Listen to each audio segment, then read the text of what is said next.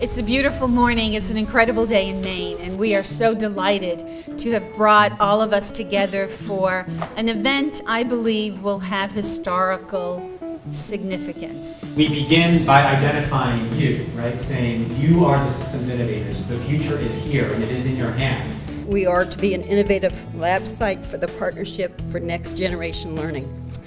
We have got some work to do. These are all the standards for grade 6, number system, math. That's it.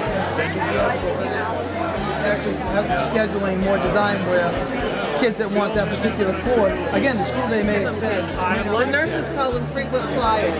Yeah. We're going to keep pushing you, and we're going to push you all day tomorrow to think about things that are not convenient, that are not easy, that are not the next logical step, but to go farther. These categories all taking place in my Spanish language classes. It's the aha moment. It is. I love that aha moment. And I'm glad to be here still in education when excitement and energy are coming back into educating students. I've heard things today from elementary and middle school teachers that have set off all kinds of light bulbs. I mean, that is so wonderfully helpful. Here we go. We have had PLCs, UBD, RTI, reauthorization of IDEA, NCLB, 504, IEP, SAT, PBIS, and now we have CCSSO. Did I get it? Now we'll move to Putnam County. Will all of the teachers from George Washington Elementary stand?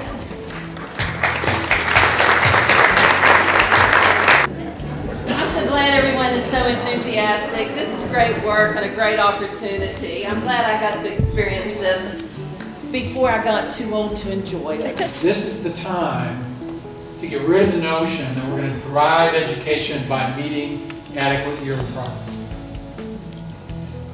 That time really is over. What do you want for your kids? You have to have that sense of urgency for every child in that building. Because when you look at intergenerational poverty, we've got it in our community. Multi-generations of poverty. West Virginia, together with everyone in here, has been on a journey. Do you know about this journey? I know you do. This journey has been to change into public education to meet the needs of our children today.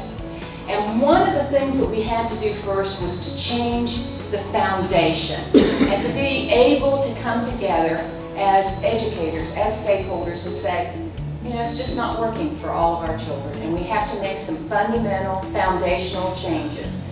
Dealing with my staff earlier today, I told them I felt like we were in the opening segment of Star Trek. We're flying through the galaxy and it says, on to the next frontier, the latest frontier, the last frontier. Once I got a hold of that, I suddenly, instead of going, you know, I suddenly went, this is going to be a lot of work, but I can handle this. When you get people to agree as to what the end result needs to be, and then you provide teachers and principals with the time they need and the resources they need and the supports that they need, you will exceed our expectations every single time.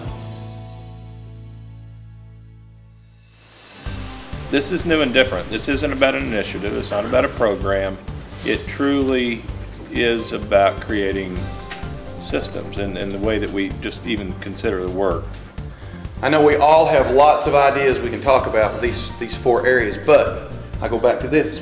What do we want students to experience? We might start to capture students that right now we're not capturing.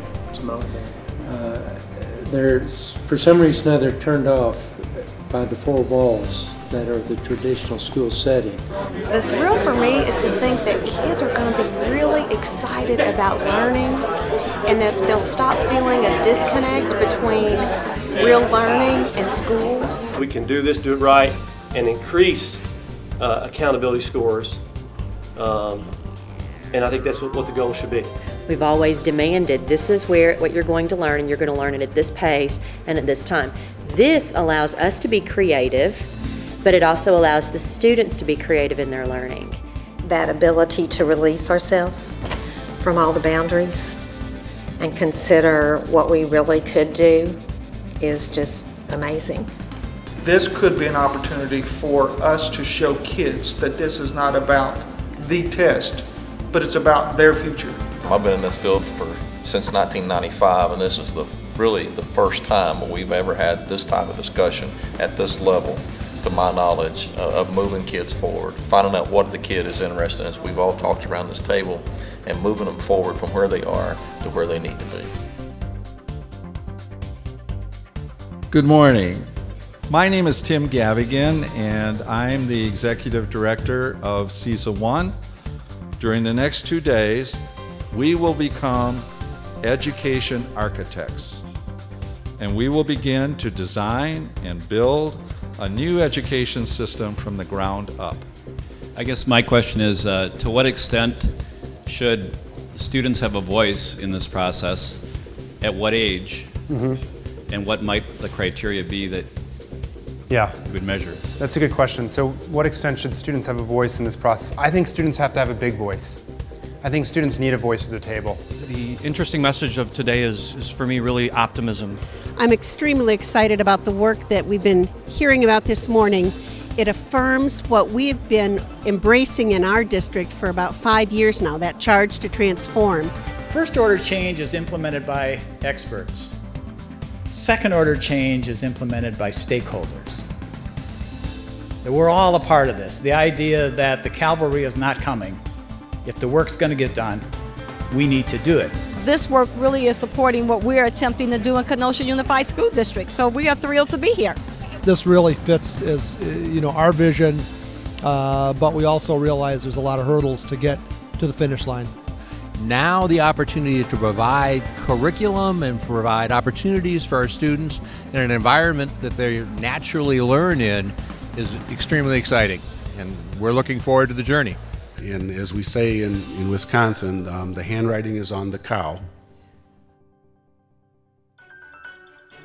This is where you folks come in.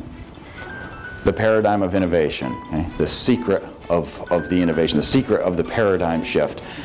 That, guess what, folks? We're not coming towards a paradigm shift. You are dead in the middle of it. What are you going to do with this opportunity? We want all of our lab schools to have that pull, to have a model where they've been able to develop that other schools will want to be part of. Our key difference is, and to the New York City folks, and I've had this conversation with Joel Klein, his pilots are our entire district. Our districts collectively bring very unique strengths and opportunities and challenges together.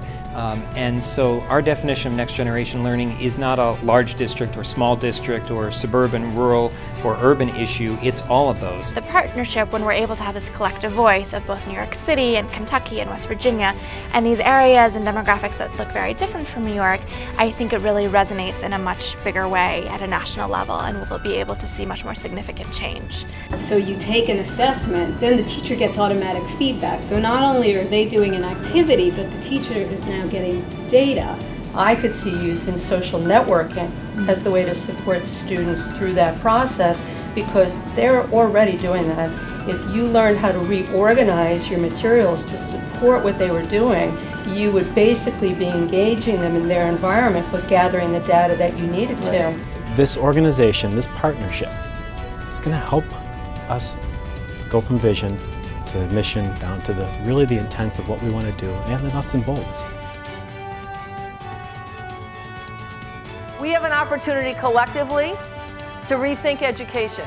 But you're in this room because you are a leader, your school district is a leader, you're in this room because we know and you've been selected to engage in work that's truly transformational. We believe there are a lot of people out there who have interests and resources that are valuable, and we believe there are a lot of educators who want to avail themselves of those, and we're looking for just a way to capitalize on it by creating capacity for collaboration.